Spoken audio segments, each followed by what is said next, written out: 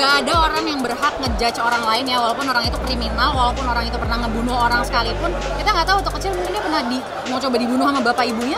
So kalau nggak tahu ceritanya jangan hukum orang lah. Yang mau disampaikan adalah untuk anak-anak muda atau umur berapapun deh, lagi hangat ya soal mental health ini atau mental illness apapun itu, bertanggung jawab sama kesembuhan sendiri-sendiri. Jangan ngarep kayak, oh gue punya mental illness, gue bisa injek-injek orang. Enggak.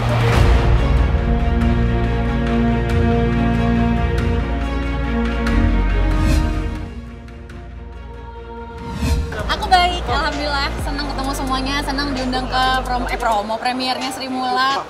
Terus ya masih diingat apa sih? Senang ketemu teman-teman semua. Mengasihkan diriku sendiri, aku tuh lagi baru syuting 2 film layar lebar sebenarnya, cuman belum tayang. Yang satu syutingnya aja tuh 2 tahun. Tapi insya Allah dua-duanya tahun ini akan tayang. Gitu. Yang satu pertengahan, yang satu akhir tahun. Terus bikin soundtracknya juga, aku nyanyi dan aku bikin bareng lagunya sama teman-teman musisi aku atau teman-temanku yang musisi. Terus banyak jadi pembicara aja sih, lebih banyak ngomong soal mental health.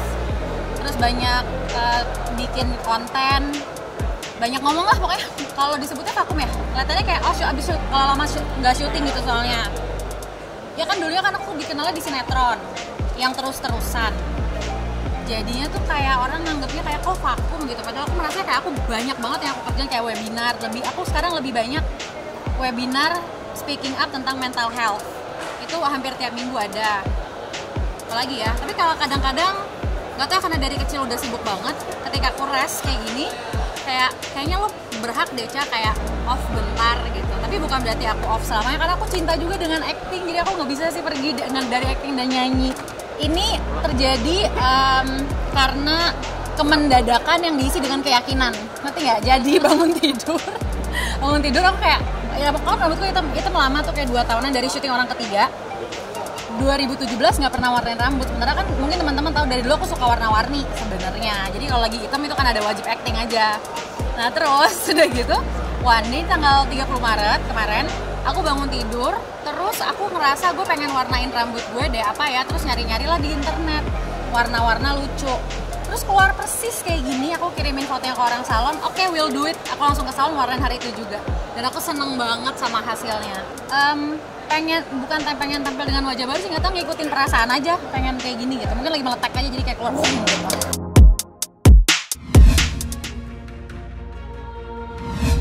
Ya nggak apa-apa lah, tanda-tanda orang. Kalau aku percaya ya, kalau kita dikasih musibah tuh Allah lagi mau ngasih kita rezeki yang lebih tinggi. Dan aku berharap mudah-mudahan buat yang nonton infotainmentnya teman-teman ini atau tayang di YouTube kali ya, sekarang aku lupa infotainment sama YouTube juga ada ya. Nah itu ketahuan banget udah tua. Yang pada nonton mudah-mudahan merasakan kalau kalian dihadapkan dengan beban yang berat, termasuk ke teman-teman juga di sini, Allah tuh lagi mau ngasih sesuatu yang besar ke kita. Jadi kayak aku malah pas ada berita Marshanda meninggal keluar tuh nggak sama sekali tersinggung. Sampai ada sahabat aku yang nelfon aku nangis, Cak, gue tuh nganggep ini serius sampai gue tahu ini hoax.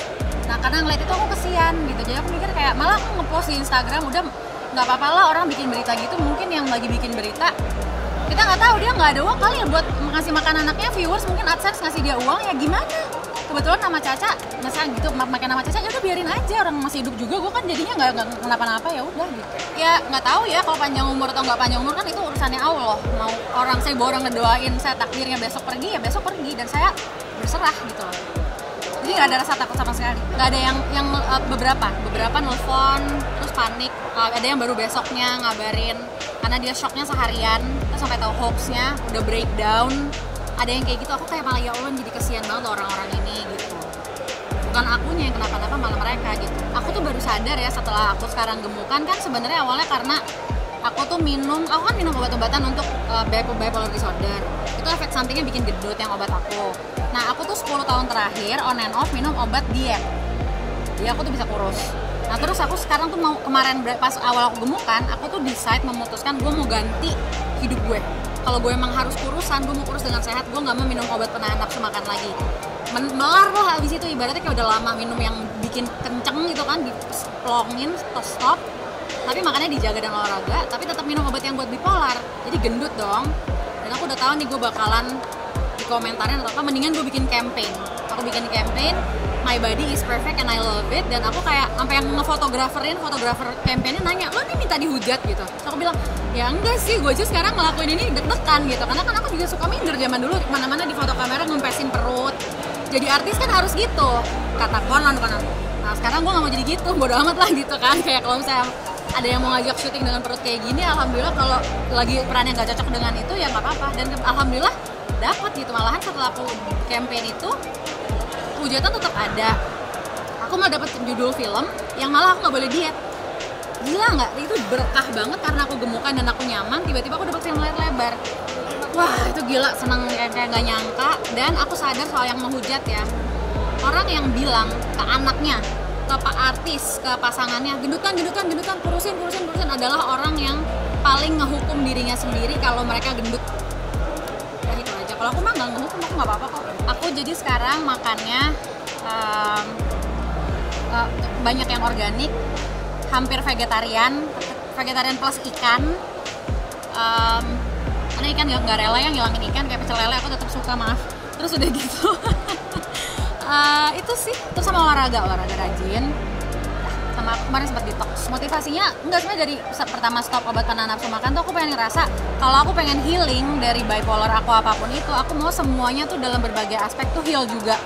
Nah kalau misalnya efek badannya jadi kurusan kayak sekarang, itu efek samping aja. Jadi goalnya bukan kurus, goalnya adalah aku pengen rubah lifestyle aku nggak pengen diet yang ke apa sih kayak diet mayo atau diet yang lagi trending sekarang. Karena kalau abis kelar nih masanya kita diet terus kita nggak continue, pasti melar lagi. Aku maunya yang selamanya gitu loh.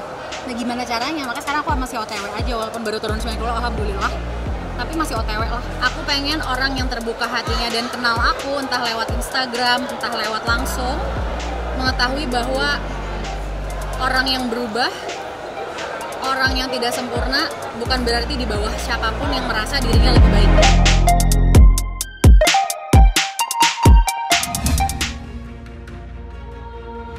Kebetulan, jadi itu banyak yang kayak headline yang bilang aku tuh menyindir si itu.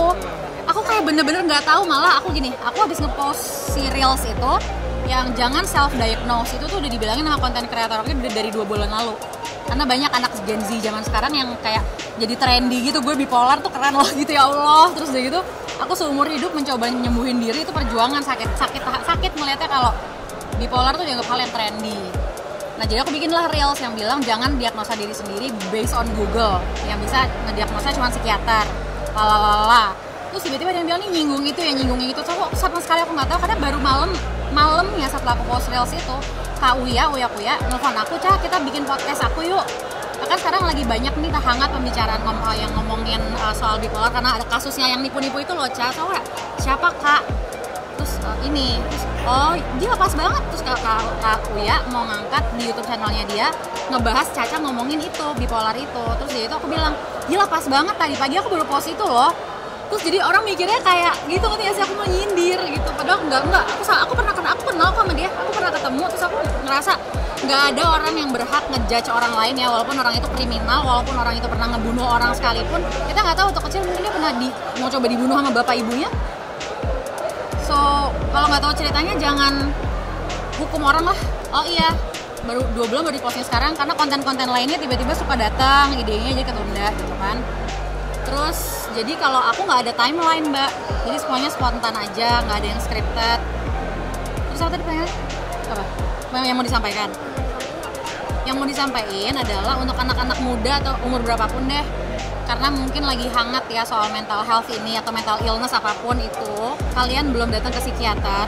Yang cara psikiater ngediagnosa tuh juga tanggung jawab besar loh, karena kadang-kadang ada misdiagnosis, karena yang pasien kasih tahu ke psikiaternya itu nggak lengkap. Misal pasien lupa, waktu kecil gue pernah di amit-amit ekstrim ya, contoh waktu kecil gue pernah diperkosa sama tetangga gue, itu psikiater harus tahu, karena bisa jadi kalau memang dia punya pengalaman gitu, berarti sekarang gedenya gini dia bukan mental illness, bisa jadi gitu. Kalau si pasien nggak ngasih data lengkap soal hidup dia, dan dari keluarga juga tidak adil atau tidak lengkap menceritakan hidup pasien ini, psikiater bisa salah kasih diagnosa. Seumur hidup ini orang kena efek harus minum obat seumur hidup. Kalau mental illness-nya harus minum obat seumur hidup. Jadi kayak tanggung jawab kita sebagai pasien yang merasa harus didiagnosa adalah menceritakan lengkap. Jangan self diagnose hanya lewat Google. lalu bertanggung jawab sama kesembuhan sendiri-sendiri. Jangan ngarep kayak, oh gue punya mental illness, gue bisa injek orang. Enggak, ya itu perlu kayak edukasi, perlu dikasih tahu. Tapi dia juga sebenarnya perlu pengertian, perlu penerimaan, karena mungkin orangnya ngalamin. Aku kenal dekat dengan seseorang yang ngerasa gue boleh nindas orang lain. Aku kenal dekat banget dengan seseorang yang seumur hidupnya di masa sekarang gue berhak nindas orang lain karena seumur hidup gue ditindas.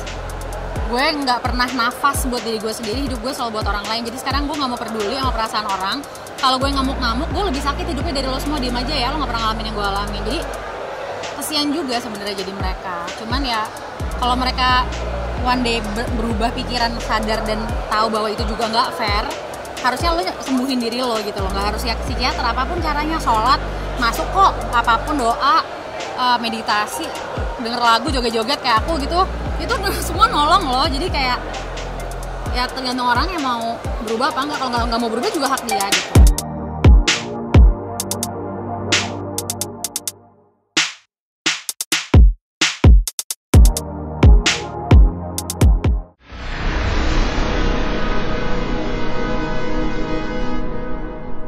Jadi jangan lupa untuk subscribe Cumi Cumi. Ditekan ya tombol lonceng merahnya.